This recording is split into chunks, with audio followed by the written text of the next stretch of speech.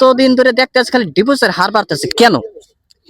ডিভোর্সের হার বাড়তেছে কেন মানে হচ্ছে ধরেন অল্প বয়সে বিয়ে করে ছেলে মেয়েরা, তারপরে হচ্ছে ছেলের ইনকাম নাই, তখন যখন মানে সংসার মানে টিকাইতে মানে হয় মানে চলাফেরা করতে কষ্ট হয়, তখন কি আর করবে, তখন ডিভোর্স হয়ে যায়। এমনকি আরো আছে যে ছেলে বউ থাকতে ছেলেরা পরকিয়া করে, এমনকি জামাই থাকতে মেয়েরা পরকিয়া করে, এটার জন্য আরেকটু মানে ডিভোর্সের দিকে ঠেলে দিতেছে আর কি সবাই। এই আর কি ডিভোর্সের কারণ এটার জন্যই বেশি হইতেছে, আর একটু বেশি হয় মানে বেকারত্বের কারণে।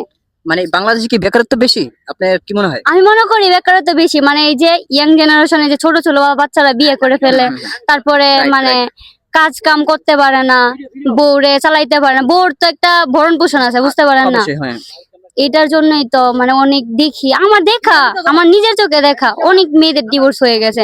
আর এমন কি আরো আছে মানে কিছু শাশুড়ি আছে, আমি সব শাশুড়ির বলি না, কিছু শাশুড়ি আছে মানে তারা চায় কি ছেলের সুখ শান্তি মানে তারাই ভোগ করতে, তার মেয়েরে আর মানে শাশুড়ি মেয়ে আর মা ভোগ করতে, মানে কিছু শাশুড়ি আছে এটার কারণে একটু বেশি ডিভোর্স হয়। মানে তারা ভালো থাকে দিন শেষে তার ছেলে আর ছেলের বউর মানে মধ্যে একটা ঝগড়া সৃষ্টি করে দেয়, তখন ছেলে ভুগে বউর বেদনায় আর বউ ভুগে ছেলের বেদনায়, কিন্তু দিন শেষে গিয়ে মা আর বোন সবাই ভালো থাকে, কিন্তু এই জামাই আর বউর মধ্যে একটা কালো রং সৃষ্টি হয়, এটার জন্য একটু বেশি মানে ডিভোর্স হয়। আমি যতটুকু বুঝি, আমি সবাইকে কিন্তু বলি না, আমি কিছু শাশুড়িকে বলছি। সময় দেখা গেল মার খোর ধরে যে পোলাপাইন চলাফেরা করে তখন দেখি ডিভোর্সের হার বাড়ে। যে ছেলে মা ভক্ত হবে, মারে রাখতে হবে মায়ের জায়গায়, বউরে রাখতে হবে বউয়ের জায়গায়, বোনের রাখতে হবে বোনের জায়গায়, মানে মানে দুই নৌকায় পা দিয়ে কখনো চলা যায় না, কিন্তু সবারই সবার জায়গায় রাখতে হবে। এখন যদি মানে মায়ের চিন্তা করে যদি বউরে একটা কথা বলে, অবশ্যই বউর কষ্ট লাগবে, কারণ আমি এটা করি না, আমার মা এটা কিসের জন্য বলবে।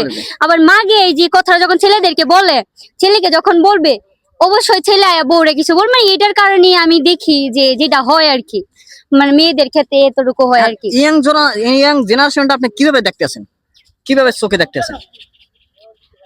আমি ইয়াং জেনারেশন কি বলবো, মানে যে ইয়াং জেনারেশনে মানে আমি ভালো মনে করি না। পরকীয়া লিপ্ত বেশি নাকি?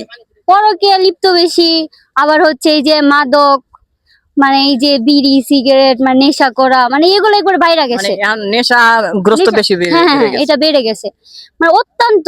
এই যে মানে শহর বলে কথা না, গ্রামেও সেটা অনেক বেড়ে গেছে, অনেক সরে গেছে। এটার জন্য আরো অনেক সমস্যা পড়ে। হ্যাঁ যেমন দেখা গেল আপনার ইনকাম আছে 10,000, আপনি 10,000 ওই নেশা করে খাই ফেলান, বউরে চালাবেন কিভাবে, ফ্যামিলি চালাবেন কিভাবে?